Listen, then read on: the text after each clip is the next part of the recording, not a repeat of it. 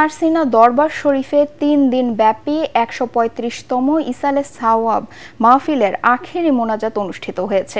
মোনাজাতের আগে দিক নির্দেশনামূলক বয়ানে পীর সাহেব কেবলা মাওলানা শাহ আবু নসর নেসারউদ্দিন আহমেদ হুসাইন দেশ, জাতি ও ইসলামের স্বার্থে সুনিশ্চিত সিদ্ধান্তের আহ্বান জানান। তিনি বলেন, দেশের বর্তমান পরিস্থিতিতে সামান্য ভুল সিদ্ধান্ত জাতির ক্ষতির কারণ হতে পারে। আবেগ নয়, সঠিক সময়ে দরবারের নির্দেশনায় ঐক্যবদ্ধভাবে কাজ করার পরামর্শ দেন তিনি। এ সময়ে আলজেরিয়ার রাষ্ট্রদূত ডক্টর আবদেলওয়াব আস-সাইদানি হেলিকপ্টার যোগে মাহফিলে যোগ দেন এবং আলজেরিয়ার বিশ্ববিদ্যালয়ে সারসিনা শিক্ষার্থীদের উচ্চশিক্ষার সুযোগ করে দেওয়ার আশ্বাস দেন।